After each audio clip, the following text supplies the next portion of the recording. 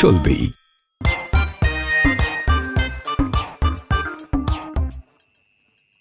কিরে তুই যাস না এখনো? হ্যাঁ, তুই না কইস যে তুই যাবি গা, ডিভোর্স দিবি আমারে। আমি তো ভাবছি তুই গেছস গা, এর লেগে ওরা লইছি। এ মাইয়াকে আমার বউ, হবু বউ। তুই গেলে ঘরে বিয়ে করবো, এক সেকেন্ডের লেগে আমি বাড়ি খালি রাখতে পারবো না। এর লেগে একজন থাকতে আরেকজন লইছি। আমি সংসার অনেক ভালোবাসি। জায়গা তুই জলদি যা। আচ্ছা শোনো, এই হচ্ছে সেই জিনিস, ঝগড়ায় পিএইচডি, যে কারণে তার লগে আমি সংসার করতে পারতাছি না। তুমি 2টা দিন থাকলে বুঝতে পারবা। হ্যাঁ, 2টা দিন তুমি তার খুব ভালো করে খেয়াল করবা। সে যা যা করে ওইটা আমার লগে তুমি করবা না। যদি করো তাহলে তোমারও ডিভোর্স দিতে হবে। সারা জীবন কি খালি আমি ডিভোর্স দিতে থাকবো? আমি বাড়িতে ওর বাইরে হইতে পারলাম না, তুমি আরেক মাইয়া লই আইছো। তো তুই কি মনে করছো তুই বাড়ি থেকে বাইরে আমি গলায় ধরে দিব? আমি ওই মালই না।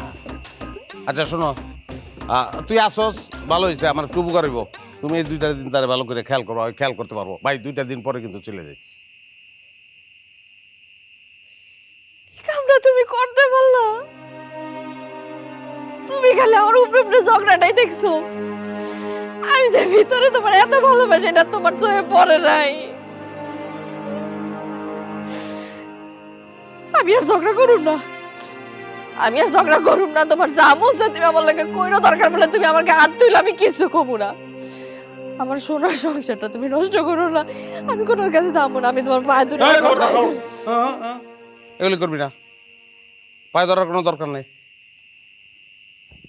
আচ্ছা ঠিক আছে, ও যাইব না বাড়ি থেকে। আর বাড়িতে যাইবো না মানে? যাইব না মানে যাইব না, 2 দিন বেড়াইব।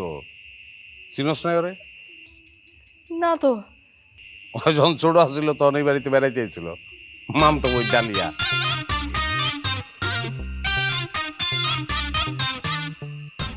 এটা এটা তুমি আগে কইবা না, আমি তো ভয় পেয়ে গেছিলাম।